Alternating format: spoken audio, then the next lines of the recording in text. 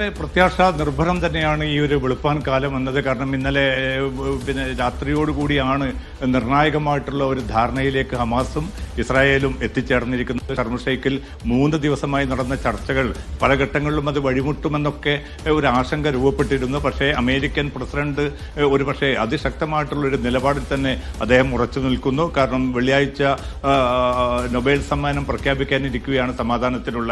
അത് തനിക്ക് തന്നെ ലഭിക്കണമെന്നതായിരിക്കുമോ ഇത്തരമൊരു കടുത്ത നിലപാടുമായിട്ട് മുന്നോട്ട് പോകാൻ ട്രംപിനെ പ്രേരിപ്പിച്ചതെന്ന സംബന്ധിച്ച വ്യത്യസ്തമായിട്ടുള്ള റിപ്പോർട്ടുകൾ പുറത്തു വരുന്നുണ്ട്. എന്തായാലും അദ്ദേഹം നിയോഗിച്ച പശ്ചിമേഷ്യൻ ദൂതൻ സ്റ്റീവ് വിറ്റ്കോഫ്, അതോടൊപ്പം തന്നെ അദ്ദേഹത്തിന്റെ മരുമകനും ഉപദേശകനുമായിട്ടുള്ള ജറാദ് കുഷ്നർ, ഈ 2 പേരോട് ഒരു കരാറില്ലാതെ തിരികെ മടങ്ങരുത് എന്നൊരു നിർദ്ദേശം നൽകിയിട്ടായിരുന്നു ട്രംപ് അയച്ചത്. കാരണം പല ഘട്ടങ്ങളിലും ഇസ്രായേൽ കടുംപിടുത്തം നിലനിർത്തിയാണ് ഹമാസിനെ നിർവീര്യമാക്കാതെ നിരായുധീകരിക്കാതെ ഇത് മുന്നോട്ട് പോവുകയില്ല എന്നൊക്കെ ഇസ്രായേൽ വ്യക്തമാക്കിക്കൊണ്ടിരുന്നു. പക്ഷേ ഒടുവിൽ ആ കരാറിന്റെ ആദ്യഘട്ടം, 20 ദിന പദ്ധതിയുടെ ആദ്യഘട്ടം 2 കൂട്ടരും ഹമാസും അതോടൊപ്പം തന്നെ ഇസ്രായേലും അംഗീകരിച്ചതായിട്ടുള്ള പ്രഖ്യാപനം മണിക്കൂറുകൾക്ക് മുമ്പ് ട്രംപ് തന്നെ തന്റെ സമൂഹ മാധ്യമ അക്കൗണ്ടിലൂടെ നടത്തി. അതുപ്രകാരം ഇന്നിപ്പോൾ കാലത്ത് തന്നെ ഇസ്രായേലിന്റെ മന്ത്രിസഭാ യോഗം ചേരും. ഇത് ഈ ഒരു കരാറിനെ അംഗീകരിക്കുക എന്ന ഒരു സാങ്കേതിക നടപടി മാത്രമാണത്. അതിലപ്പുറം ഒരു ഏതെങ്കിലും അർത്ഥത്തിലുള്ള ഒരു ആശങ്ക അവിടെ നിലനിൽക്കുന്നില്ല. കാരണം ഇന്നലെ അരമണിക്കൂർ നേരമാണ്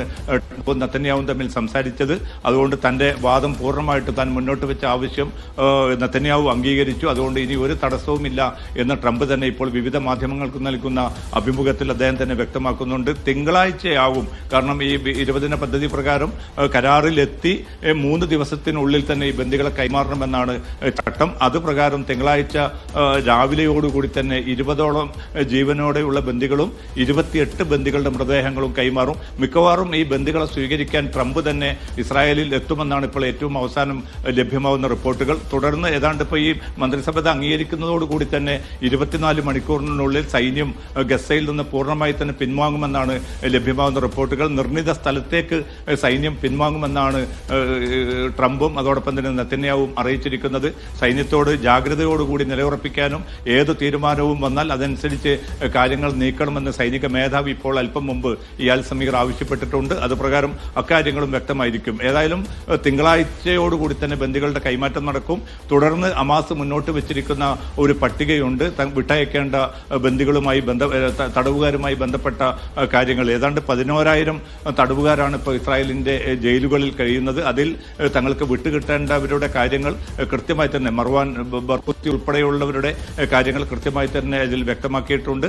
അതോടൊപ്പം തന്നെ ഈ വിട്ടയക്കേണ്ട മൃതദേഹങ്ങളുടെ കൂട്ടത്തിൽ യഹിയ സിൻവാറും മുഹമ്മദ് സിൻവാറിന്റെയും മൃതദേഹങ്ങളും വിട്ടുകിട്ടണമെന്ന് ഹമാസ് ആവശ്യപ്പെട്ടിട്ടുണ്ട്. അത് ഇസ്രായേൽ നേതൃത്വം അംഗീകരിച്ചതായിട്ടുള്ള റിപ്പോർട്ടുകൾ കൂടി പുറത്തുവരുന്നു. പിന്നെ ഇതിലുള്ള അടുത്തൊരു പടി എന്നത് ഗസയിലേക്ക് ഒരു വിലക്കുമില്ലാതെ നിർബാധം തന്നെ ഭക്ഷ്യവസ്തുക്കളും മറ്റ് സഹായങ്ങളും എത്തിക്കണമെന്നതാണ്. UN മേൽനോട്ടത്തിലായിരിക്കും ഇതിന്റെ വിതരണ പ്രക്രിയ നടക്കുക. അതുകൊണ്ട് തന്നെ ഈ വാർത്ത പുറത്തു വന്നത് മുതൽ ഗസയിൽ ജനങ്ങൾ ഒന്നാകെ തെരുവിലിറങ്ങി വലിയ ആഹ്ലാദ പ്രകടനം നടത്തുന്നതായിട്ടുള്ള റിപ്പോർട്ടുകളാണ് ഇപ്പോൾ പുറത്തുവരുന്നത്. അതേസമയം സൈനികമായിട്ടുള്ള ഇസ്രായേൽ ആക്രമണങ്ങൾ തുടരുന്നതായിട്ടുള്ള റിപ്പോർട്ടുകൾ പുറത്തു വരുന്നുണ്ട്. എന്തായാലും ഈ കരാർ അംഗീകരിക്കുന്നതോട് കൂടി ഈ 2 വർഷമായി തുടരുന്ന ഏറ്റവും ക്രൂരമായിട്ടുള്ള ഈ ഒരു വംശഹത്യക്ക് അറുതിയാകുന്നു ആദ്യഘട്ടത്തിൽ. തുടർന്ന് മറ്റു കാര്യങ്ങളൊക്കെയും അമേരിക്കൻ പ്രസിഡന്റ് തീർച്ചയായിട്ടും അത് തന്നെയാണ്. കഴിഞ്ഞ 2 വർഷമായി തുടരുന്ന ദുരിതത്തിന് വെടിയൊച്ചകളില്ലാത്ത ഒരു പുലരിയിലേക്ക് അവർക്ക് കടക്കാൻ കഴിയുന്നു എന്നുള്ളത് തന്നെയാണ് ഈ കരാറിന്റെ ഏറ്റവും പ്രാധാന്യം അർഹിക്കുന്ന വശം. ഇപ്പോൾ വിദേശകാര്യ വിദഗ്ധൻ ശ്രീ നിർമ്മല എബ്രഹാം കൂടി ചേരുകയാണ് ടെലിഫോൺ ലൈനിൽ. ശ്രീ നിർമ്മല എബ്രഹാം, ഇത് ഈ കരാറിനെ സംബന്ധിച്ചിടത്തോളം ആദ്യഘട്ടത്തിലൊക്കെ ചർച്ചകൾ നടക്കുമ്പോൾ വലിയ പ്രതീക്ഷയുണ്ടായിരുന്നു. അതേസമയം ഹമാസിനെ സംബന്ധിച്ചിടത്തോളം ഈ ചർച്ചകളിലൊക്കെ ആദ്യഘട്ടത്തിൽ ആശങ്കയുണ്ടായിരുന്നെങ്കിലും പിന്നീട് 2 പേരും തത്വത്തിൽ അംഗീകരിക്കുന്ന ഒരു കരാറിലേക്ക് എത്തിച്ചേർന്നിരിക്കുന്നു. അപ്പോൾ ഈ ഒരു കരാറിന്റെ ഒരു ദൂരവ്യാപകമായിട്ടുള്ള ഒരു വ്യാപ്തി എത്രത്തോളമായിരിക്കും? ഇതിങ്ങനെ തുടരാൻ സാധിക്കുമോ? നിലവിൽ ഈ ഒരു കരാറിനെ നമ്മളൊക്കെ സ്വാഗതം ചെയ്യുന്നുണ്ട്. സ്വാഭാവികമായിട്ടും അത് ഗസയിൽ ദുരിതം അനുഭവിക്കുന്ന ആളുകളുടെ കൂടെ കാര്യം കണക്കിലെടുത്തുകൊണ്ടാണ്. അതിനപ്പുറത്തേക്ക് ഒരു വലിയ ലോങ് ഇമ്പാക്റ്റ് ഉണ്ടാകുന്ന ഒരു ശാശ്വത സമാധാനത്തിലേക്ക് ഈ കരാർ പോകുമെന്ന് ഇപ്പോൾ പ്രതീക്ഷിക്കാൻ കഴിയുമോ? ഇതിലുള്ളൊരു ഇഷ്യൂ എന്ന് പറഞ്ഞു കഴിഞ്ഞാല് ഇപ്പം താൽക്കാലികമായി സീസ്ഫയർ വന്നത് തീർച്ചയായിട്ടും ആശാവഹമായ ഒരു കാര്യമാണ്. പക്ഷെ നമ്മൾ ഈ ട്രംപ് വെച്ച കണ്ടീഷൻസ് നോക്കുമ്പോഴത്തേക്കും അതിൽ പല കണ്ടീഷൻസും ഇനീഷ്യലി ഇരുകൂട്ടരും ഹമാസ് ആയിക്കോട്ടെ ഇസ്രായേൽ ആയിക്കോട്ടെ അംഗീകരിച്ചിരുന്നില്ല. അതുകൊണ്ട് തന്നെ ആ അംഗീകരിക്കാത്ത പോയിന്റ്സ് എടുത്ത് നോക്കിക്കഴിഞ്ഞാൽ നമുക്കറിയാം അത് അല്പം സ്ട്രോങ് ആയിട്ട് അഗൈൻസ്റ്റ് ഹമാസ് എന്നുള്ള രീതിയിൽ വേണമെങ്കിൽ പറയാം. കാരണം പൂർണ്ണമായിട്ടും അവരുടെ കൺട്രോളിൽ നിന്ന് ഗാസ മാറുന്നു. അതേപോലെ അവർക്ക് പുതിയ ഫ്യൂച്ചർ ഗവർണൻസിൽ അവർക്ക് ഒരു പങ്കുമില്ല. ട്രംപിന്റെ മേൽനോട്ടത്തിൽ ഗാസയിലെ റീസ്ട്രക്ചറിങ് മോണിറ്റർ ചെയ്യുന്നു. ഇങ്ങനെയുള്ള കാര്യങ്ങളൊന്നും ഹമാസ് അക്സെപ്റ്റ് ചെയ്യാൻ സാധ്യതയില്ല. മാത്രമല്ല ഇസ്രായേലിനെ സംബന്ധിച്ചിടത്തോളം തിരിച്ച് ഇത് പ്രതീക്ഷയില്ല എന്നല്ല ഞാൻ പറയുന്നത്. തൽക്കാലം ഇങ്ങനെ സംഭവിച്ചത് നല്ല കാര്യമാണ്. പക്ഷെ രണ്ടു കൂട്ടരുടെയും നമ്മൾ ചുറ്റുപാടും കിടക്കുന്ന കാര്യങ്ങൾ എടുത്ത് നോക്കിക്കഴിഞ്ഞ് കഴിഞ്ഞാൽ അതിൻ്റെ അകത്തൊരു സംശയമുണ്ട് എത്ര നാൾ നിലനിൽക്കുന്നുള്ളൂ. കാരണം നെതന്യാഹുവിനെ സംബന്ധിച്ചിടത്തോളം ആണെങ്കിലും അദ്ദേഹത്തിന് ഈ വാറ് അവസാനിക്കണമെന്ന് ആഗ്രഹമില്ല താൽക്കാലികമായിട്ടെങ്കിലും. കാരണം അദ്ദേഹത്തിന്റെ പേരിൽ നിരവധി കേസുകൾ, for example bribery, breach of trust, fraud, ഇങ്ങനെയുള്ള പല കേസുകളും നിലവിലുണ്ട്. ആ കേസുകളിൽ നിന്നൊക്കെ ഇത്രയും നാളും തള്ളി നീക്കിപ്പോയത് യുദ്ധം നടക്കുന്നതുകൊണ്ടും അദ്ദേഹം പവറിൽ ഇരിക്കുന്നത് കൊണ്ടുമാണ്. യഥാർത്ഥത്തിൽ ഇലക്ഷൻ 2026 ഒക്ടോബറിൽ നടക്കേണ്ട ഇലക്ഷൻ ഈ യുദ്ധം അവസാനിച്ചു കഴിഞ്ഞാൽ ഒരു പക്ഷേ റൈറ്റ് വിംഗ് കോalition വിട്ടുമാറിക്കഴിഞ്ഞു കഴിഞ്ഞാൽ അദ്ദേഹത്തിന്റെ സ്ഥാനം തെറിക്കും. സ്ഥാനം തെറിച്ചു കഴിഞ്ഞാൽ നാച്ചുറലി ഈ പറയുന്ന ഇന്റർനാഷണൽ ക്രിമിനൽ കോർട്ടിന്റെ കേസുകൾ അദ്ദേഹത്തിന് മുന്നിൽ വരും. ഇസ്രായേലിലുള്ള കേസുകൾ അദ്ദേഹത്തിന്റെ മുന്നിൽ വരും. പല രീതിയിലും ആൻസറബിൾ ആകുന്ന ഒരു സിറ്റുവേഷൻ ഉണ്ടാവും. രണ്ടാമത്തെ കാര്യം, ഈ കണ്ടീഷൻസ് അക്സെപ്റ്റ് ചെയ്യുന്നില്ല ഇരു കൂട്ടരെന്ന് ഞാൻ പറഞ്ഞു. അതിൽ ഇസ്രായേലിൽ അക്സെപ്റ്റ് ചെയ്യാതിരിക്കുന്നത് നെതന്യാഹുവിനേക്കാൾ കൂടുതൽ നെതന്യാഹുവിന്റെ കൂടെയുള്ള ഫാർ റൈറ്റ് ലീഡേഴ്സ് ആണ്. അവരാണ് നെതന്യാഹുവിനെ പവറിൽ നിലനിർത്തിക്കൊണ്ടു പോകുന്നത്. അവര് കൃത്യമായി പറഞ്ഞിട്ടുണ്ട് ട്രംപിന്റെ 20 ടേംസ് അക്സെപ്റ്റബിൾ അല്ല, പ്രത്യേകിച്ച് അതിൻ്റെ അകത്തൊരു 10-12 ടേംസ് തീർത്തും അക്സെപ്റ്റബിൾ അല്ല. അങ്ങനെ അക്സെപ്റ്റ് ചെയ്യാൻ നെതന്യാഹു തീരുമാനിച്ചു കഴിഞ്ഞാൽ ഉറപ്പായിട്ട് നിങ്ങൾ പിന്മാറും എന്നുള്ള രീതിയിൽ വരെ സംസാരം ഉണ്ടായ സ്ഥിതിക്ക് ഇനി നെതന്യാഹു അതിനുവേണ്ടി, അതായത് ഈ ഒരു യുദ്ധം പൂർണ്ണമായി അവസാനിച്ചു കഴിഞ്ഞു കഴിഞ്ഞാൽ നെതന്യാഹുവിന്റെ ഫ്യൂച്ചർ എന്താകും എന്നുള്ളൊരു സിറ്റുവേഷൻ അവിടെ കിടക്കുന്നു. ഹമാസിനെ സംബന്ധിച്ചിടത്തോളം പൂർണ്ണമായിട്ടും ഹമാസിനെ തുടച്ചു നീക്കി അവിടെയാണ് പ്രശ്നം. കണ്ടിടത്തോളം ട്രംപിന്റെ സമ്മർദ്ദത്തിന് ഇസ്രായേൽ വഴങ്ങുന്നതാണ് നമ്മൾ കാണുന്നത്. ഇനിയിപ്പോൾ ഇസ്രായേൽ യുദ്ധകാര്യ മന്ത്രിസഭയുടെ യോഗമുണ്ട്. അവിടെ ഈ ധാരണ എന്ന് വെച്ചാൽ ഈ കരാർ ചർച്ചയ്ക്ക് വെക്കുന്നുണ്ട്.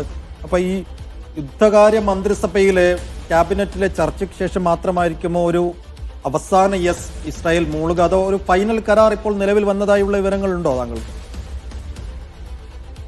ഫോർമലൈസ് ചെയ്തതായിട്ട് അറിയില്ല. എങ്കിലും ട്രംപിന്റെ ജനറലി നമ്മൾ ട്രംപിന്റെ ചരിത്രം എടുത്ത് നോക്കിക്കഴിഞ്ഞാൽ പല കേസിലും ഫോർമലൈസ് ചെയ്യുന്നതിന് മുന്നേ തന്നെ ട്വിറ്ററിൽ അല്ലെങ്കിൽ അദ്ദേഹത്തിന്റെ ട്രൂത്ത് സോഷ്യലിൽ പുറത്തുവിടുന്ന രീതിയാണ് ട്രംപിനുള്ളത്. അതുകൊണ്ട് ആശാവഹമായിട്ട് തന്നെ കാണാം. പക്ഷെ ഞാൻ പറയുന്നത് ടെമ്പററിലി ഇപ്പൊ ഹോസ്റ്റേഴ്സിനെ തിരിച്ച് കിട്ടിയതിനു ശേഷമുള്ള ഇസ്രായേലിന്റെ മനോഭാവം എന്തായിരിക്കും? അത് ഹമാസ് അക്സെപ്റ്റ് ചെയ്യാത്ത ചില കണ്ടീഷൻസിന്റെ പേര് പറഞ്ഞുകൊണ്ട് വീണ്ടും അറ്റാക്ക് തുടങ്ങുമോ? അത് പൂർണ്ണമായിട്ട് തുടച്ചു നീക്കാമെന്ന് കരാറിലുണ്ട് എന്ന് പറഞ്ഞുകൊണ്ട് അറ്റാക്ക് തുടരുമോ? ഇങ്ങനെയുള്ള കുറെ ആംബിഗ്വിറ്റീസ് അതിൻ്റെ അത് കിടപ്പുണ്ട്. കാരണം 20 പോയിന്റ്സിൽ പല പോയിന്റ്സും വളരെ വ്യക്തമല്ല. ഫോർ എക്സാമ്പിൾ പറഞ്ഞ പോലെ ഗാസയ്ക്ക് ഒരു പങ്കുമില്ല, ഹമാസിനൊരു പങ്കുമില്ല, നിരായുധീകരണം, ഇങ്ങനെയുള്ള കാര്യങ്ങളിലൊക്കെ ഇവർ എന്ത് അപ്രോച്ചാണ് എടുക്കാൻ പോകുന്നത്? വാക്കാലല്ലല്ലോ, അത് ഞങ്ങളിത് ആക്ഷനബിൾ ആക്കുമ്പോൾ അതിന്റെ ഭാഗമായിട്ട് നടത്തുന്ന ചില കാര്യങ്ങളാണ് എന്ന് പറഞ്ഞുകൊണ്ട് വീണ്ടും ഒരു ബ്രീച്ച് ഓഫ് ട്രസ്റ്റ് ഉണ്ടാകുമോ എന്നുള്ള സംശയം. രണ്ടാമത്തെ കാര്യം, ഈ ഹോസ്റ്റേഴ്സിൽ 48 പേരിൽ 20 പേര് തിരിച്ചിരിപ്പുണ്ടെന്ന് ഹമാസ് പറയുന്നു. പക്ഷെ അത് എത്രത്തോളം അവർ തിരിച്ചെത്തുമോ, എത്തിയതിനു ശേഷമുള്ള ഇസ്രായേലിന്റെ അപ്രോച്ച്, ഇതൊക്കെയാണ് സംശയാസ്പദമായിട്ടുള്ള കാര്യങ്ങൾ. പക്ഷെ നിലവിലെ കണ്ടീഷൻ നോക്കിക്കഴിഞ്ഞു കഴിഞ്ഞാൽ ഇത്രയും വർഷങ്ങൾക്ക് ശേഷം ഈ യുദ്ധത്തിന് താൽക്കാലികമായിട്ടെങ്കിലും ജാനുവരിയിൽ ഉണ്ടായിരുന്നു കഴിഞ്ഞ ഈ വർഷം തന്നെ, പക്ഷെ എങ്കിലും താൽക്കാലികമായിട്ട് സീസ് ഫയർ എത്തിയെങ്കിൽ തീർച്ചയായിട്ടും ആശാവഹമായ കാര്യമാണ്, ആശ്വാസം നൽകുന്ന കാര്യമാണ്. കാരണം ഒരുപാട് പേര് മരിച്ചു, എല്ലാ ദിവസവും മരിച്ചുകൊണ്ടിരിക്കുന്നു. അത് അവസാനിക്കുന്നതിൽ സന്തോഷമുണ്ട്. പക്ഷെ ഇത് ടെമ്പററി ആയിരിക്കും, ഇത് പെർമനന്റ് ആയിരിക്കണം എന്നുള്ള ആഗ്രഹമുണ്ട്. തീർച്ചയായിട്ടും. Thank you Shri Nirmal Abraham. താങ്കളുടെ അഭിപ്രായത്തിന് എന്തായാലും അത് തന്നെയാണ് സീഫ് ഇതിനകത്തകത്ത്. കാരണം അമേരിക്ക ഹമാസ് അത് സ്ഥിരീകരിച്ചു എന്ന് പറയുന്നുണ്ടെങ്കിൽ പോലും ഇത് ശാശ്വതമായി തന്നെ ഏറെക്കാലം നിലനിൽക്കുമോ, അതോ ഒരു താൽക്കാലിക വെടിനിർത്തലും പിന്മാറ്റവും ആകുമോ എന്നുള്ള കാര്യത്തിലൊക്കെ ഇപ്പോഴും ആശങ്കകൾ നിലനിൽക്കുന്നുണ്ട്. അപ്പോൾ ഇസ്രായേൽ ഒരു പൂർണ്ണ ആത്മാർത്ഥതയോടുകൂടിയാണോ യെസ് മൂളിയത് എന്ന സംശയം ഇപ്പോഴും അവിടെ ബാക്കി. മാത്രമല്ല യുദ്ധകാര്യ മന്ത്രിസഭയിലേക്ക് എത്തുമ്പോൾ കാര്യങ്ങൾ മാറി മറിയുമോ എന്നുള്ള വലതുപക്ഷ നേതാക്കളാണ് ഇദ്ദേഹത്തെ ട്രിഗർ ചെയ്ത് വിടുന്നത്.